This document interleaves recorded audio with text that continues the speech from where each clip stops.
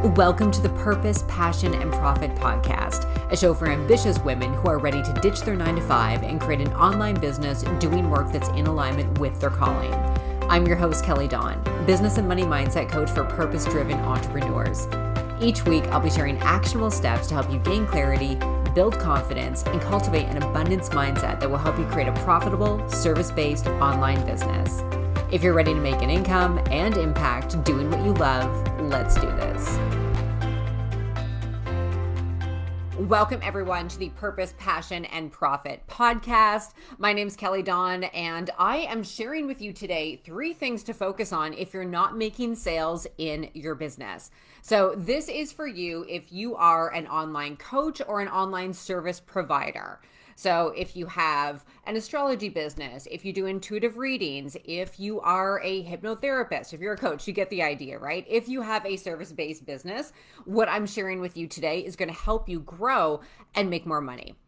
So let's jump right in. You guys know I don't do any fluffy shit. We get right into the details. The first thing you want to look at, if you're not making sales in your business, if you're not signing clients in your business, is looking at the foundation.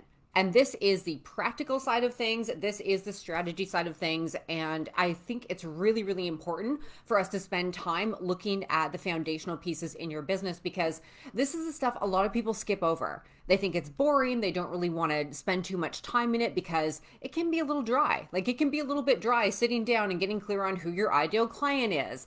And if you have been in business for a little while, if you've taken courses, if you've taken programs, chances are you've done this work before. You've probably done one of those fucking ideal client avatar worksheets where you list out 100 different things about your ideal client. Drop me an emoji in the comments if you have done that before, where you get clear on what kind of cereal they eat for breakfast and what color of socks they wear and nonsense like that that doesn't actually matter.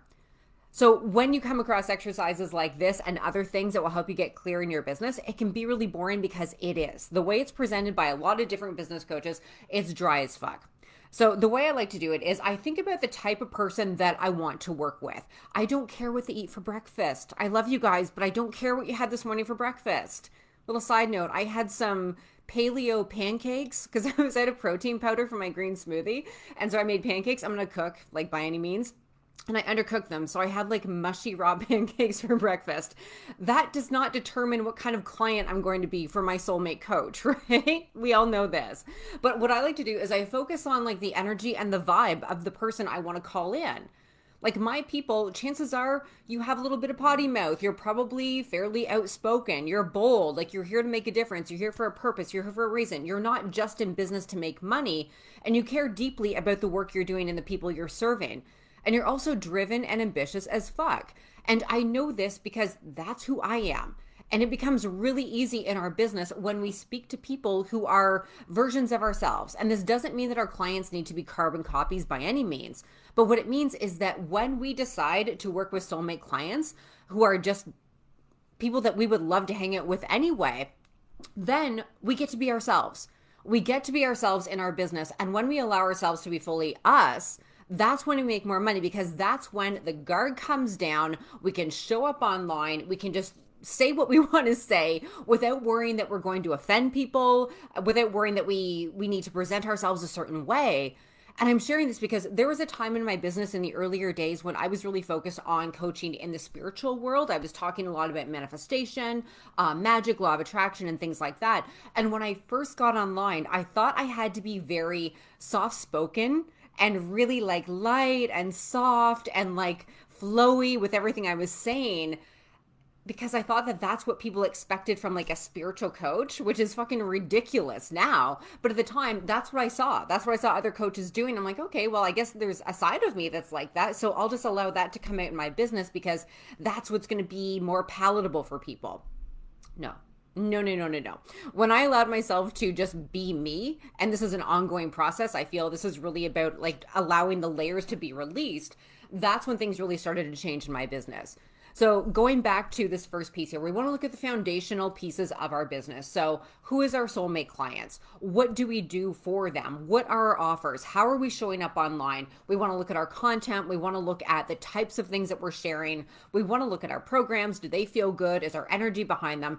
And those basic building blocks of a successful business. We want to feel really solid and grounded in the foundational pieces of our business, because that's what we're going to be able to scale from. Because if you're showing up and you're posting content all day long on social media, you're doing your stories, you're doing a podcast, you're doing live streams, whatever it is, and you're not really sure who it is you're talking to, it's going to be really difficult for you to attract clients, because your message is just going to be really wishy-washy.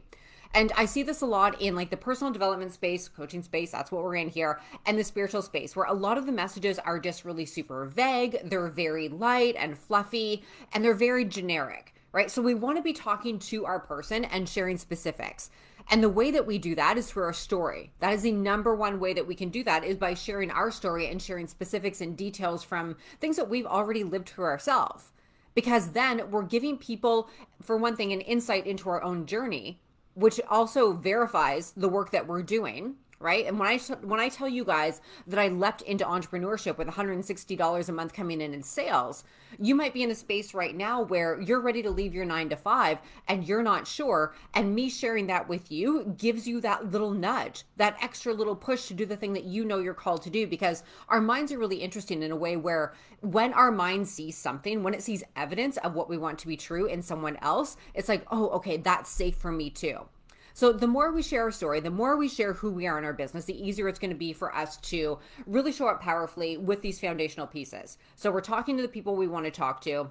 We're offering things that we want to offer. You don't need to offer certain things in your business just because everyone else is doing it. Like if you absolutely hate group programs, but that's what every other coach is doing, and you think that's the only way to scale your business, you don't have to do group programs. It's okay. You get to do business your way, because that's the way it's going to be long-term sustainable for you. So number one, foundational pieces of your business. Secondly, is, are you really going all in? And I know I'm going to push some buttons here when I talk about this, because showing up on social media and putting a post out every single day and ticking off your little visibility box, like, okay, I did my social media post, that's what I have to do today. I did my Instagram stories, tick the box. That doesn't really count. It's more important, or it'd be more beneficial for you rather to show up 3 times a week and share what's actually coming through you and show up powerfully, than it is to show up every single day and just pump out a bunch of content for the sake of pumping out content. So are you going all in with your business? Not in terms of working hard. This isn't what it's about. It's not about working 24/7 or hustling your ass off, but it's about doing the things that you know you need to do. And this is where things get really fucking uncomfortable, because doing the things like pushing the go live button, starting the podcast, saying what's really on your mind, those things are wildly uncomfortable. Our mind will not want to do them, and it will give you every excuse in the book. It will give you every single excuse in the book to hold off on doing the thing that you know you need to do. Okay, so maybe it's doing more live streams and your mind's telling you, you know what, well, I really don't have time during the day. I'll have time on Saturday at 10 a.m. And, hopefully if things work out, that's when I'll go live, or I'll be ready to go live at 10 a.m. on Saturday. It's a random example here, right? 10 a.m. Saturday rolls around. Well, what if your dog's sick? Or what if your kids are acting up? Or what if that's happening? What if there's always going to be something? So what we want to do here is act before we're ready. When I say go all in our business, this means acting before we're ready when it comes to the different things that we know we're called to do. Starting the podcast before you even know what kind of content you're going to be creating long term. This is a real story for me. I had a huge fear around starting a podcast again, because I felt like I didn't have anything to say, but I committed to it and I figured it out as I went. And going all in, also doing the thing that you're hesitating on doing. There's something right now that you are holding off of doing in your business because of fear, because of resistance. And you might be saying, well, you know what? I'm just being intuitively led to hold off on this thing right now. That's a big one. I used to work primarily with spiritual coaches, and that was the number one excuse I heard all the time. My intuition is telling me to hold off on starting the podcast. It's like, well, your intuition has been telling you that for 6 months now, but you also told me that that's something you really feel called to do. So maybe there's something deeper going on here. Obviously, if that was a one-to-one client, their butt would be kicked and they'd be doing the thing. But I'm sharing things from my audience as well. What we want to be doing is taking that action even when it's uncomfortable, because That's where the confidence comes from. Our confidence is always going to come through action, and your sales are on the other side of your fear. If you have a program that you know is absolutely perfect for someone, they've been in your audience for 2 years, they comment on all your stuff, you know that program is going to help them. If you're resisting reaching out and letting them know, like, hey, I have this thing, like, I think it would be really beneficial for you. Do you want to hear more about it? If you're holding off on sending that DM, if you're holding off on doing the call to action in your email or on your social media posts, those are the things that you need to do. If you know that it's time to hire support, that's the thing that you need to do. And this is where faith and trust comes in, because entrepreneurship is not for the people who want safety. It's just not. You need to be able to take risks. You need to do risky things. And I don't mean unsafe things as in dangerous things, but I mean, you need to take a risk. You need to put yourself out there in your business with visibility, with doing things that are uncomfortable, but it's also betting on yourself. Like, I know for myself, I tried to figure things out on my own. For a while, that's the type of person I am. I'm like Gen X. We do things on our own, hard workers and all that good shit. I tried doing things on my own. And then you get to a point where you're like, you know what? I can keep trying to do this on my own for another year. I know I'm going to get there. And I know if you're watching this live stream or you're listening to this podcast, you are going to reach your goals because that's the type of person you are. That's the type of person I am too. I know I'm going to succeed, but I had to learn along the way that if I wanted to reach my goals faster, hiring support was the best thing to do because it just made fucking sense. There's only so many things you can Google. There's only so many free trainings you can watch and continue spinning your wheels and spinning your wheels and spinning your wheels. And you guys know I love a fitness example, so I have one for you in today's podcast as well. I know how to go to the gym and work the treadmill, work the weights, and do what I need to do to stay in shape. I know how to do that. I've been in the whole diet fitness magazine industry since I was like a little kid. I used to like consume those magazines when I was younger. I know how to do that. I can go onto YouTube and I can find a ton of really, really good home workouts. I can get all that stuff for free. All of that stuff for free. But I don't, because I know I'm not going to push myself. I know I'm not going to get the results that I want if I'm just doing it on my own, because I know myself. We're humans. We are filled with excuses. Our mind will always try to stop us if it knows that we're venturing into new territory, whether that is with your fitness, your relationships, with your health, your business, anything. Whenever there is something new on the horizon, your mind will come up with a million different reasons of why you can't do the thing. And I love using fitness as an example because I know what it's like when you're almost out the door to go to the gym and you're like, yeah, but I also have to do the dishes and I need to get this done and that done. So maybe I'll do those things first and then I'll go to the gym later. And then you never make it there. So the point of this is, I know I can do those things on my own, but I choose to have a coach who I see twice a week because that gets my ass to the gym. And she's fucking phenomenal. She's absolutely amazing. And she pushes me. She pushes me way further than I would ever push myself. And there are times during our sessions where I'm like, I can't do it. I cannot do this. I know you believe in me, but I cannot do this. And she yells at me in a loving way. And she reminds me that yes, I fucking can. And then I do the thing. And that's what coaches are really cool for. Coaches see your potential. Coaches see your blind spot. And so you can be rolling along in your business, but if there's something that you know just needs a little bit of tweaking, just needs a little bit of shifting, having someone else point that out to you and then support you as you grow and expand is invaluable. So second piece that we're talking about here today is, are you really going all in? So are you really going all in on the things that you know you need to be doing in your business? This is not about hustling 24/7. This is not about working yourself into the ground. This is about doing the things that you know are going to move the needle forward in your business. And I can tell you right now, if you've been doing the same thing day in, day out in your business for the last 6 months and you're not seeing growth, something needs to change. Okay. You need to look at what needs to change. And then the third thing is the energetic piece. You guys know I'm big on strategy, mindset, and energy. Staying in the energy of it's working is going to make a massive difference for you. So what we want to do here is be in the energy of I'm already fully booked with clients, or my program's already sold out, whatever it is you have going on right now for the thing that you're selling. How long do you stay in the energy of it's working before you slip back into the holy fuck, sales aren't coming in thing? And I know this is easier said than done. This is a practice and we all do it. It doesn't matter what level you're at. This is happening whether you're brand new in business or further along. Your mindset will want to go back to the place where you were safe. And even though your conscious mind might be, well, it's not safe to bring in, it's not safe to not have clients, it's not safe to not be making money, your conscious mind will know that. But subconsciously, it's like, well, we didn't die yesterday, so we don't need to do anything different. We don't need to worry about playing over there in the energy of being fully booked out, because that might be even scarier. So what we want to do is always, always, always put ourselves over in this place of, if I already had the clients, if I already had the money, what would I be doing? And I love how Joe Dispenza puts this. I'm not sure which book he wrote this in, or if it was on one of his Gaia specials, but he said, how will your abundance find you? And that's what I want to leave with you guys today is, how will your abundance find you? How will you be when you're fully booked with clients? If you knew for a fact that 3 people today were going to reach out to you and want to pay you in full for your one-to-one coaching, how would you be feeling right now? And this is where you have to get a little strict with yourself and be more committed to the reality you want than the one that you're currently experiencing. You want to be putting yourself in that place of, okay, if I knew today I was going to make, I don't know, 5K, 10K, whatever it is for you. If I knew that was going to happen today, firstly, what would I be doing? How would I be showing up in my business? Stacy would be having a dance party. I fucking love it. Yeah, you'd be happy, right? You wouldn't be stressing out. You wouldn't be refreshing your email 25 times looking for those discovery calls being booked or looking for the PayPal payments coming through. You wouldn't be going through social media scrolling, comparing yourself to other people. I'm just going to make some assumptions here, right? You would be probably in a really good fucking mood. You might be having a dance party like Stacy. You might be making dinner reservations. You might be treating yourself to an afternoon of Netflix, right? You might go have some sex with your partner. You might be doing whatever it is that you feel called to do. You'd be living your life. You might be working on something in your business. Maybe there's like a new project that you're working on. You're all fired up to get started on that.